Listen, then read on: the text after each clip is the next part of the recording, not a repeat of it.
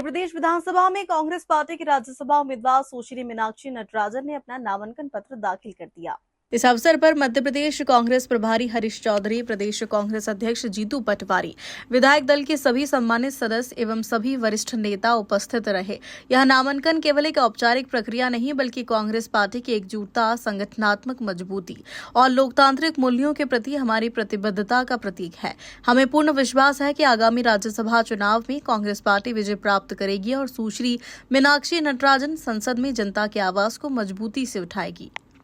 प्रदेश Congress committee के अध्यक्ष आदरणीय जीतू पटवारी जी, हमारे बहुत सम्मानित नेता प्रतिपक्ष कांग्रेस विधायक दल के नेता भाई उमंग सिंगार जी और हमारे सभी मीडिया के बंधुओं, मैं आपके माध्यम से हमारे सभी कांग्रेस के विधायकगण, हमारे दोनों पूर्व मुख्यमंत्रीगण माननीय दिग्विजय सिंह जी और माननीय कमलनाथ जी और हमारे एक एक विधायक का, हमारे प्रदेश कांग्रेस कमेटी का और नेता प्रतिपक्ष का और ऑल इंडिया कांग्रेस कमेटी का बहुत बहुत धन्यवाद करती हूँ, जिन्होंने आज एक कार्यकर्ता को मौका दिया।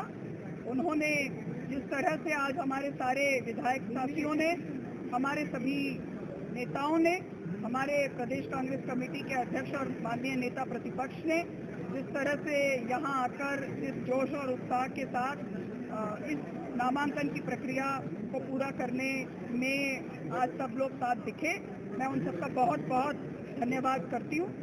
जैसा हमारे नेता प्रतिपक्ष ने कहा, भारतीय जनता पार्टी ने तीसरा उम्मीदवार उतारा है।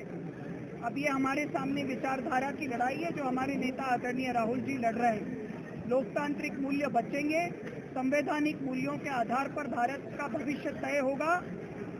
महिलाओं के साथ, सामाजिक न्याय के साथ ये जो लड़ाई किसानों की, गरीबों की, मजदूरों की, आदिवासियों की हमारे नेता लड़ते हैं, संवैधानिक मूल्यों पर लड़ते हैं, जिसके लिए महात्मा गांधी ने अपनी शहादत दी। ये उनके विचारधारा की लड़ाई है। प्रत्याशी मैं नहीं हूँ। जैसा कि हमारे एक पूर्व मुख्यमंत्री माननीय कमलनाथ जी ने उस दिन हमारे विधायकों की बैठक को संबोधित करते हुए फोन से कहा, उन्होंने आज सुबह भी दोहराया, मुझे अपना आशीष प्रदान किया और ये कहा कि ये लड़ाई किसी व्यक्ति की नहीं है। कैंडिडेट तो सिंबल होते हैं, लेकिन ये लड़ाई पूरी विचारधारा की लड़ाई है, पार्टी की लड़ाई है और कांग्रेस की लड़ाई है। भारत के संवैधानिक और लोकतांत्रिक मूल्यों की एक गरिमामय राजनीति की लड़ाई है और मैं इतना ही कहूंगी कि हम सब एकजुटता से लड़ेंगे और जीतेंगे।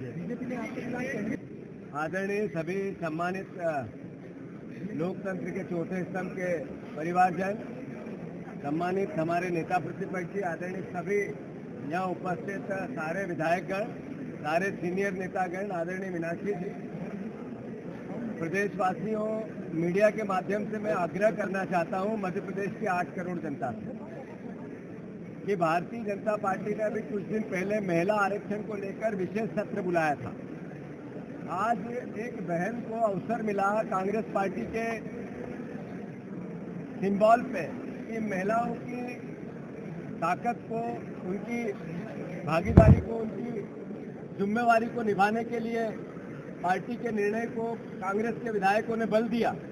तब भारतीय जनता पार्टी के पास बहुमत कम है, उसके बाद भी उन्होंने तीसरा कैंडिडेट खड़ा किया। तो उस सोच को कि ये महिलाओं के सशक्तिकरण की इनकी सोच को जिस तरीके से खोखलापन था, राजनीति थी, देश को गुमराह करना था, वो एक आज स्पष्ट हुआ। दूसरा, देश के प्रधानमंत्री नरेंद्र मोदी ने देश को अभी कुछ दिन पहले आह्वान किया और 5 बातें कही जिससे रुपए का अवमूल्यन न हो, डॉलर के मुकाबले रुपया मजबूत हो, अर्थव्यवस्था सुधरे, देश संकट में, इसके लिए देश के सामने गुहार लगाई। एक तरफ देश संकट में आर्थिक रूप से इसकी गुहार है और दूसरी तरफ तीसरा कैंडिडेट खड़ा करेंगे और हाउस स्टैंडिंग के विधायकों की खरीद फरोख्त करेंगे, उनका लोकतंत्र की हत्या करेंगे। भारतीय जनता पार्टी का 2 चरित्र एक साथ सामने आया है।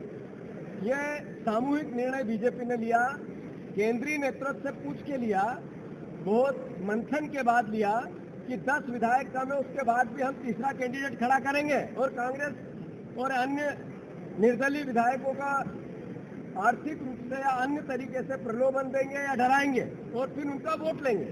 ये लोकतंत्र की हत्या का कुचक्र लगातार बीजेपी का तीसरा कैंडिडेट, तीसरी बार विधायकों की खरीद पर उसका प्रयास, ये भावना आपको समझना चाहिए।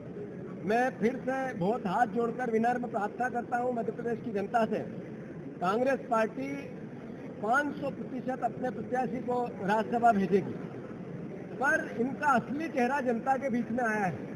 मैं मानता हूं आपको समझना पड़ेगा कि देश की बदलती हुई परिस्थितियां, आर्थिक स्थिति, राजनीतिक स्थिति और राहुल गांधी के प्रति जन भावनाओं का एक तरह से सहयोग, उनको आशीर्वाद, ये लगातार परिवर्तित होता जा रहा है देश में। हम दृढ़ता से चुनाव लड़ेंगे, दृढ़ता से चुनाव जीतेंगे, आश्चर्यजनक परिणाम आएंगे जो भारतीय जनता पार्टी को सबक सिखाएंगे, इनको इनकी बुद्धि को ठिकाने लगाएंगे। मैं फिर से धन्यवाद देता हूं सारे विधायकों को, धन्यवाद देता हूं सीएलपी के हमारे लीडर को, पूर्व मुख्यमंत्री आदरणीय कमलनाथ जी को, दिग्विजय सिंह साहब को, राहुल भैया को, सभी सम्मानित सीनियर नेताओं को और विधायकों को कि एकजुटता से, जिस तरीके से, दृढ़ता से, विश्वास से और उत्साह से बढ़ चढ़कर हम इस राज्यसभा के चुनाव में अपनी भागीदारी निभा रहे हैं, ये कांग्रेस के अंतिम कार्यकर्ता तक मैसेज दे रहा है, प्रदेश की जनता तक मैसेज दे रहा है। हम लड़ेंगे और धन्यवाद।